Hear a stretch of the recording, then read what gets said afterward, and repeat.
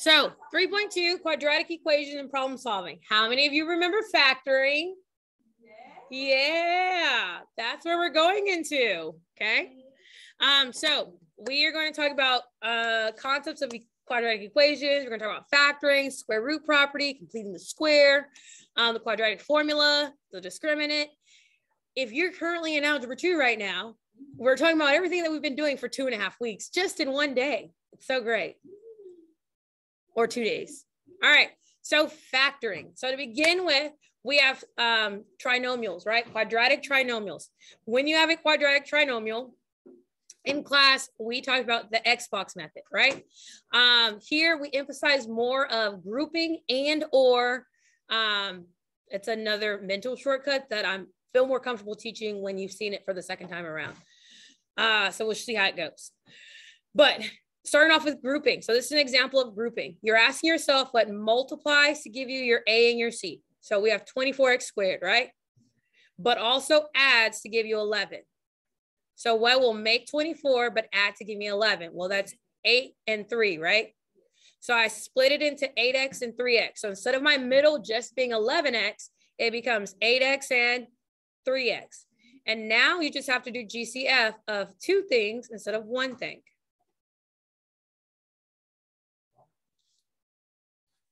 So then what's the GCF between these 2 things? Well, their GCF is 2x. What's their GCF? 3. And then once you take out the GCF, you're left with x and 4, x and 4. Now what do they have in common? X and 4, and then what's left out?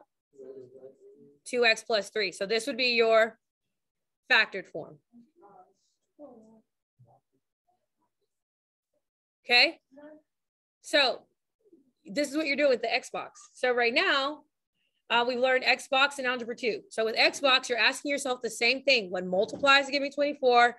What adds to give me 11? And we did the whole pew, pew, pew. Yeah. 2x squared, 12, and you had 8x and 3x. The GCF here is x. The GCF here is 4. GCF here is 2x. The GCF here is 3. Do I still get x plus 4 and 2x plus 3? Yes. So this is grouping. This is Xbox. Either way, you're going to get the same thing. Okay. Now, the shortcut method. The shortcut method is asking yourself, it's called bottoms up. And with the shortcut, all you're focusing on from the beginning is just your 12 and your 11. So you ask yourself what multiplies to give me 12, but adds to give me 11. And you would say negative 12, positive 12, and negative 1, right? Agreed? Okay. Then after you do that, you take whatever your A value is and you divide both of them by the A. So I'm going to divide. Did I do that right? That's not coming out right. That would give me a negative 12. I can't remember the shortcut. Let's just scratch the shortcut. I can't think of it right now. That's not working in my brain. 12, what gives me 12? 2 and 6, 3 and 4, 1 and 12. To get 11. The shortcut's not working for me right now. I don't know why. I'll come back to that later. I'll look it up again. So yeah, Xbox, grouping or box. Man, I really wish I could show you the shortcut. I'm kind of bothered by it, but I can't think of it. I haven't did it in forever.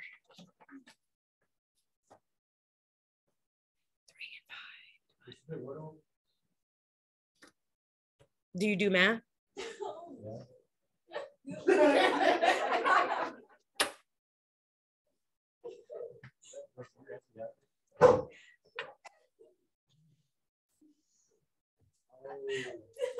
All right.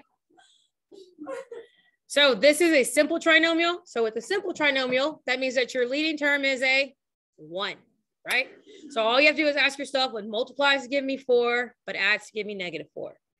So what 2 numbers multiply to give me 4, but add to give me negative 4? What kind of 2 and 2? So my factors are x minus 2 and so therefore this is x minus 2 squared equals 0. Agree? That's a weird looking situation right there. Got a little tight in there. There we go. All right. After you factor, then you're going to take the factor and set it equal to 0. So what do I need to do to get x by itself? So technically I would take the square root, but taking the square root of 0, does it do anything? No. So now we're here. What's the last thing I need to do to get x by itself? Add 2. So what does x equal? 2. And that's my answer. So this is a simple. How do we feel about the simple? Questions, hesitations? We can do simple. Okay, bye-bye to simple. Yeah, on to complex. All right, so complex. First thing first, this has to equal 0. Does this equal 0? No, it does not. So I need to make this equal to 0. What do I need to do to make it equal to 0? Subtract 3. So I subtract 3 from both sides, and I'm left with 6x squared plus 5x minus 4 equals 0.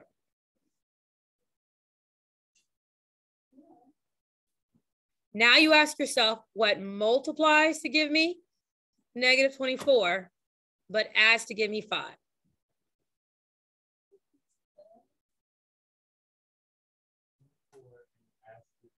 Mm-hmm. What kind of 3 and 8? Oh, I remember the shortcut now. Okay, I'm back. What'd you say? A negative 3 and a positive 8. So you would have x minus 3 and x plus 8. And then you divide them by your a. And your a is 6. And you simplify. So you divide by a. And then you simplify.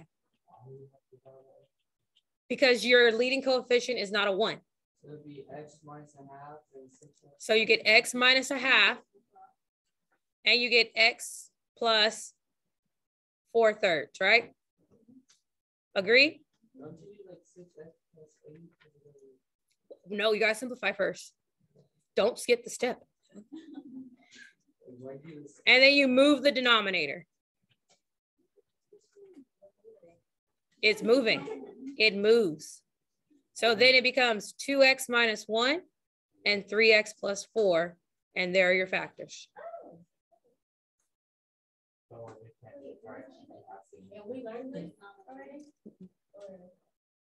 No. No, we only did grouping in box. Okay.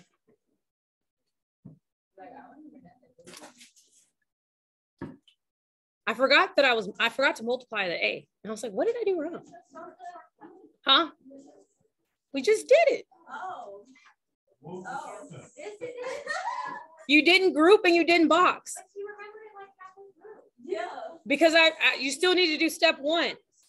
Step 1 is the start. What multiplies, what adds. That was a shortcut? Jones, that was at the beginning of the slide. No, in the beginning, look, let's go back. This is grouping. This is the full on grouping. And you split and you group, you GCF, or you box, right? Yeah.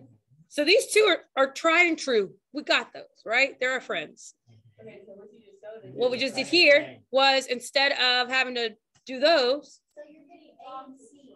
That's the shortcut. Yeah. So A and C is always going to be everything. A and C is the same across the board. Everyone starts off with what multiplies to give me A and C, but adds to give me B. No matter where you start, that's where you start, right? So is the last problem simple? Okay, so if it's already a 0. If it's already a 1 and 0, then you're good. You're just simple. Just go straight forward, go through it. You have to make it equal to 0, and then you have to multiply your A times your C. So on complex, we balanced it out to equal 0. We found A times C and our numbers were -3. And then these are your steps. You divide by A, you simplify, you move the denominator. That's 3 steps.